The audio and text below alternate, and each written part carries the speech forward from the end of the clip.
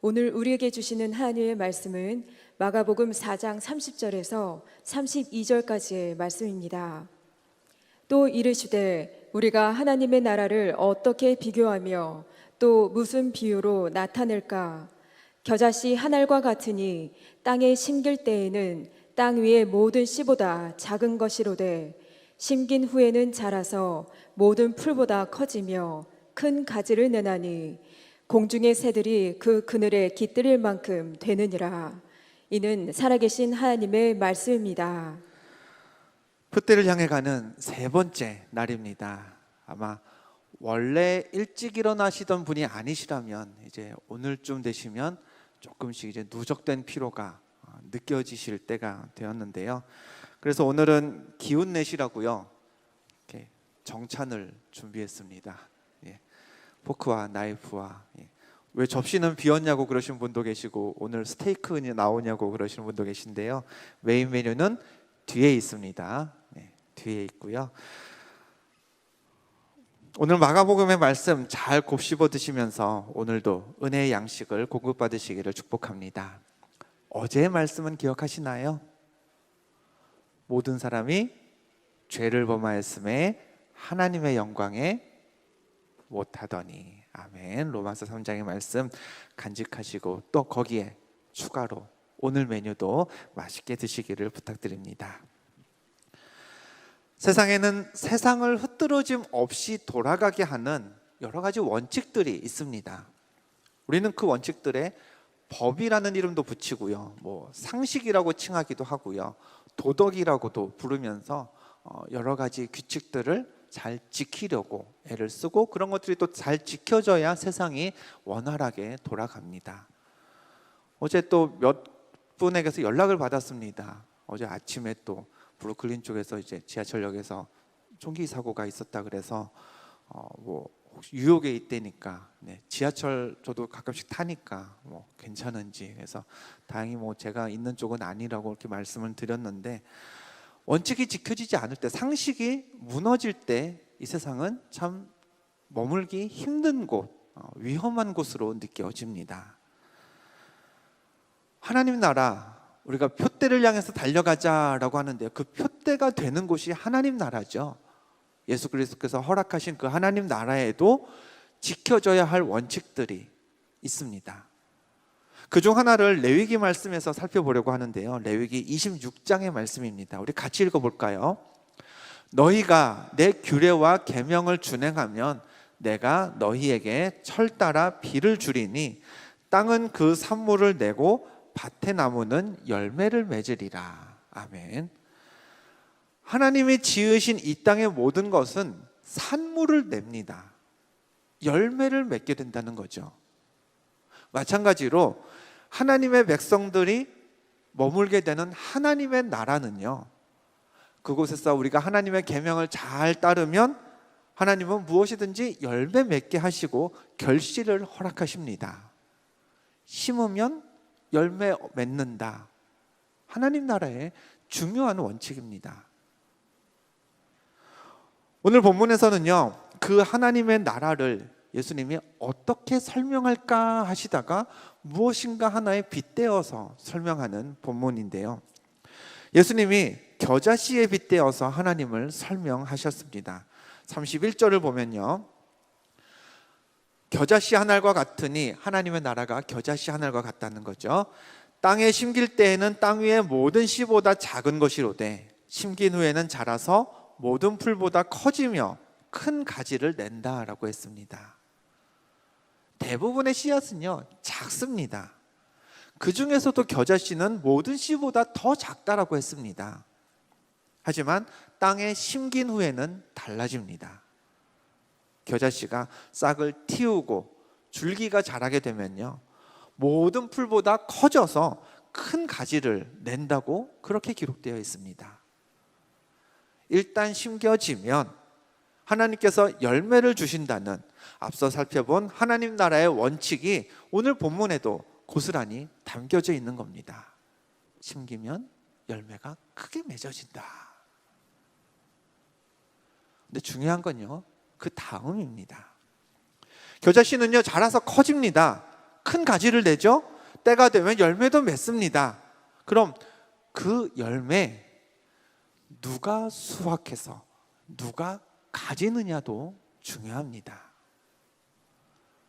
오늘 말씀을 읽은 우리는요, 그냥 당연히 내가 심었으면 내 거지 라는 생각을 갖지만요, 본문에는요 나무가 잘 자랄 거다라는 설명은 있는데 다 자란 나무의 열매나 이득을 누가 누린다는 이야기가 없습니다.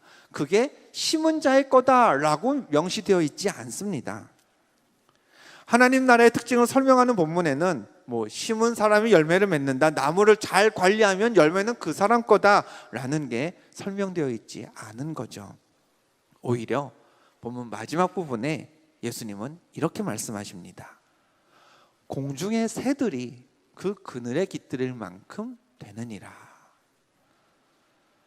겨자씨가 식물의 모습을 갖춰서 크게 자라면 공중의 새들이 그 그늘에 깃들일 정도로 커진다라고 했습니다. 그러니까 잘 자란 나무의 유익이 심은 주인에게 가는 게 아니라, 열심히 관리해준 그 사람이 나무의 덕을 보는 게 아니라, 나무가 자라는 것과는 아무 상관이 없는 공중의 새들이 나무가 만들어준 그 그늘에 와서 잘 쉬고 잘 놀면서 새들이 편안함을 누린다라는 거죠.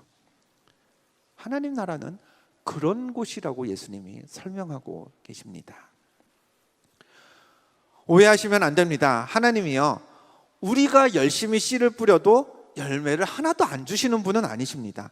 지난 주일에도 일부 사무 예배 때 말씀드렸죠. 설교 중에 살펴보았던 시편 126편의 말씀 기억하시나요? 우리 화면을 보고 한 번 더 상기하면서 읽어보겠습니다. 시작. 눈물을 흘리며 씨를 뿌리는 자는 기쁨으로 거두리로다. 울며 씨를 뿌리러 나가는 자는 반드시 기쁨으로 그 곡식단을 가지고 돌아오리로다. 아멘. 눈물로 씨를 뿌린다면 하나님은 반드시 가지고 돌아오는 곡식단이 있을 거라고 하셨습니다. 약속하셨습니다. 그러나 하나님은 거둘 게 있을 거다라고 하셨지, 뿌린 씨에서 난 열매가 전부 다 우리 거다라고는 하지 않으셨습니다. 오히려 다른 말씀에 보면 이렇게 되어 있습니다. 레위기 19장을 볼까요? 내 포도원의 열매를 다 따지 말며 내 포도원에 떨어진 열매도 줍지 말고 가난한 사람과 거류민을 위하여 버려두라라고 하셨습니다. 포도원은 내 것이라고 해도요, 열매를 다 따지 말랍니다. 그건 가난한 사람과 잠깐 머무는 거류민들, 그 사람들 몫이랍니다. 출애굽기에서도 하나님은 이렇게 율법을 주셨습니다. 내 토지에서 처음 거둔 열매에 가장 좋은 것을 가져다가 너의 하나님 여호와의 전에 드릴지라. 내 토지, 땅은 내 건데요, 거기서 난 소산물이 전부 내게 아닙니다. 처음 거둔 열매, 그 중에서도 가장 좋은 것은 누구 거라고요? 하나님 거라고 하셨습니다. 나눠야 될 사람이 많습니다. 하나님은 씨를 뿌린 자에게 열매를 약속하셨지만 그 열매에는요, 우리에게 허락된 열매에는 내 것만 있는 게 아닌 겁니다. 거기에는 하나님 것도 있고요, 가난한 사람 것도 있고요, 거류민, 잠시 머무는 사람들의 것도 있습니다. 즉 그 열매를 필요로 하는 다른 사람의 몫까지 내가 거둔 열매에는 포함되어 있다는 거죠. 하나님의 나라가 그런 곳입니다. 씨는 내가 뿌렸지만 열매는 필요한 모두가 함께 나눕니다. 나무를 크게 자라도록 가꾼 것은 내가 했지만 그 유익은 그냥 공중의 새들이 어디서든지 모르게 그냥 쓱 날아와가지고 그 유익을 누리고요, 가난한 이들과 거류민이 함께 이득을 나눕니다. 거기에 가장 좋은 것은 하나님께도 드려야 하는 게 하나님 나라의 원칙입니다. 2015년쯤에 저는 이제 한국기독교에서 중고등부를 담당하고 있었습니다. 여기로 치면 이제 유스가 되겠죠. 근데 중고등학생쯤 되면요, 이제 자기 생각이 생기기 시작하죠. 학생들이 초등학생 때까지는 부모 손잡고 잘 교회에 나왔는데 슬슬 교회에 가기 싫어하는 학생들이 한 명, 두 명 생깁니다. 그리고 그 중에는 안타깝지만 그냥 아예 잠수를 타는, 교회에서 보지 못하는 친구들한테, 그 또래 아이들한테 너 아무개 아니 하면은 걔 뭐 5학년 때까지는 잘 나왔어요 뭐 그러다가 얼굴 못 본 지 한참 됐어요, 그런 친구들이 드문드문 생깁니다. 매년 이제 학년별로 반 편성을 합니다. 그래서 이제 교사로 봉사하시는 선생님들께 명단을 연초에 드리죠. 그러면 어느 학년 어느 반이나 마찬가지입니다. 매주 빠짐없이 나오는 아이들도 있는 반면에 전혀 볼 수 없는 학생들도 있습니다. 한 선생님이 계셨습니다. 이 선생님 반에도요, 부모님은 교회에 오시는데 잘 뵐 수 있는데 학생 얼굴은 볼 수가 없는 그런 아이가 있었습니다. 뭐 전화로 카톡으로 연락을 하면 또 연락은 잘 됩니다. 아예 그냥 저 다른 교회 나갑니다, 저 교회 안 나가요 뭐 이렇게 차갑게 구는 학생들한테는 뭐 다른 교회 다닌다면은 그냥 연락 거기서 종료하고 열심히 신앙생활 하거나 그러면 되겠죠. 뭐 아예 안 나갈래요 하면은 그냥 또 조금 다시 다음번에는 조심스럽게 연락하게 되고 그러는데, 이 학생은 연락하면은 잘 받는답니다. 대화도 잘 되고요, 카톡으로. 다음번에는 갈게요, 뭐 그래 다음번에 꼭 와라, 네 대답은 하는데, 근데 1년 동안 한 번도 나오지는 않았습니다. 이 학생을 대하는 선생님도 참 애를 많이 쓰셨습니다. 뭐 부모님을 만나서 이야기를 하기도 하고요. 이제 그때 이제 학부모 간담회라고 해가지고 부모님들과 담임교사가 만나서 서로 이제 정보도 나누고 기도 제목도 나누고 그런 시간도 있었거든요.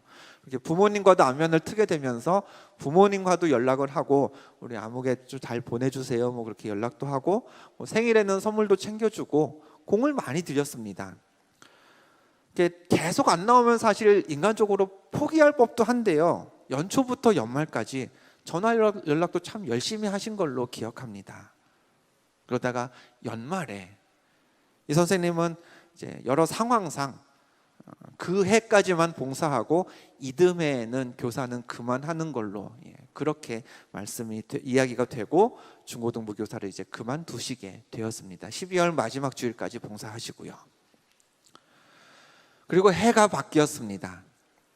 새해 첫 주일에 1년 전에는 한 번도 안 나왔던 그 학생이 교회에 나왔습니다. 와, 너무 신기하고 반가워서 제가 물었습니다. 야, 네가 어떻게 교회에 왔어? 그랬더니 그 학생이 그럽니다. 아무개 선생님이 맨날 교회 나오라고 해서요. 그 아무개 선생님은 한 해 전에, 당시가 1월 첫 주였으니까요, 한 해도 아니죠, 바로 전주까지 이제 그렇게 연락하던 그 선생님이었습니다. 그런데 그 선생님이 딱 교사 그만두고 해가 바뀌었는데, 왜 새해가 되면 사람이 뭐 하나라도 결심을 하지 않습니까? 그러니까 이 학생이 맨날 1년 내내 교회 나와라 얘기 듣다가 해가 딱 바뀌면서 아, 그래 올해는 교회 한번 나가보자 하면서 이제 학생부 예배에 나오기 시작했던 겁니다. 순간 안타까웠습니다. 야, 이놈아, 나올 거면은 한 주만 더 빨리 나오지. 그럼 너네 선생님이 얼마나 기뻐했겠냐. 근데 그 선생님은 이미 교사를 그만두시고 이제 다른 곳에 계셨으니 뭐 나왔는지 안 나왔는지 알 수가 없는 거죠. 여쭙겠습니다.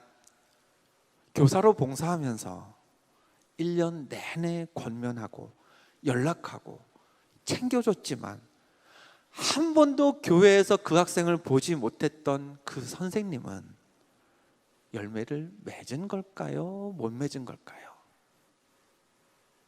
자기는 그 열매를 못 보았습니다. 근데 교사를 딱 그만두고 해가 바뀌니까 그 학생이 나오기 시작했습니다. 안타까운 마음도 있었지만요, 그 선생님이 기뻐하지 못해서 안타까운 마음도 있었지만 저는 그때 깨달았습니다. 아, 이 교회의 사역이란 게, 하나님 나라의 일이라는 게 내 눈앞에서 내가 보이는 데서 열매 맺는 게 전부는 아닐 수도 있겠구나. 그래서 그 다음부터 교사 교육을 할 때면요, 내 앞에 보이는 열매가 없다고 초조해하지 말라고. 내가 열심히는 하는데 아이들을 통해서 열매가 안 맺혀서 이건 내가 교사 제대로 하고 있는 건가? 이런 생각하시지 말고 그냥 해야 될 일에 최선을 다하시라고.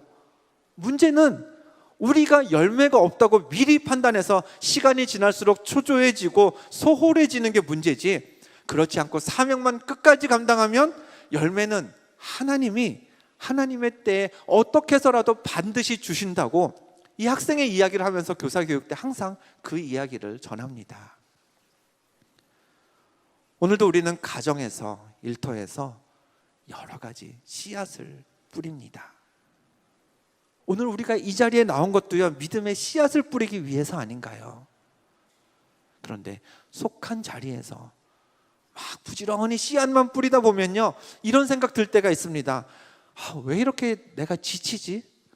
열매는 도대체 언제 맺히는 거야?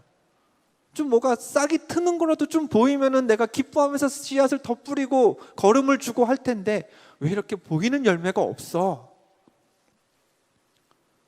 우리 눈에 보이지 않는다고 해서요, 우리가 뿌린 씨앗이 자라지 않는 건 아닙니다. 믿음으로, 눈물로 뿌린 씨앗은 분명히 자라고 있음을 믿으시길 바랍니다. 단지 그 열매는 내 것이 아닐 수도 있음은 기억해야 합니다. 내가 일했으면 내가 돈 버는 게 맞죠. 내가 공부했으면 내 성적이 올라가야 됩니다. 그런 세상에서 우리가 살다 보니까 내가 뿌린 씨앗의 모든 열매도 내 거라고 생각하기 쉽지만요, 아닙니다. 하나님의 나라는, 그 나라의 열매는 하나님과 그 백성 모두가 함께 갖는 겁니다.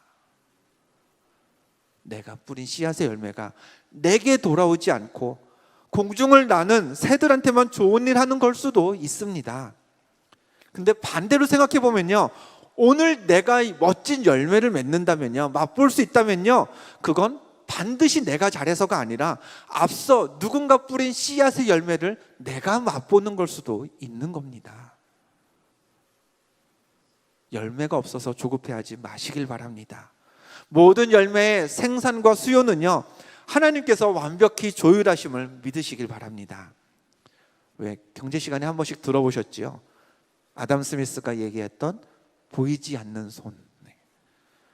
하나님의 나라야말로 뿌린 씨앗, 얻어지는 열매, 보이지 않는 손에 의해 완벽하게 밸런스가 맞는 그런 나라임을 기억하시길 바랍니다. 내가 뿌린 씨앗의 열매는 전부 내 것이라는 생각은 버리고 나도 남이 뿌린 씨앗의 열매를 먹을 때가 있음을 깨달아야 합니다. 다만 모든 열매를 가장 필요한 것에 배분하시는 하나님 앞에 설 때 우리가 부끄럽지 않도록 표대를 향하여 달려가는 동안 최선을 다해 씨앗을 뿌리고 나무를 가꾸는 그런 하늘 백성 되시기를, 그래서 그 열매의 유익 나도 갖고 공중의 새들도 나누고 가난한 사람, 거류민들도 함께 나누면서 모두가 다 풍성히 누리는 그런 하나님 나라를 함께 세워가시기를 주님의 이름으로 축원합니다.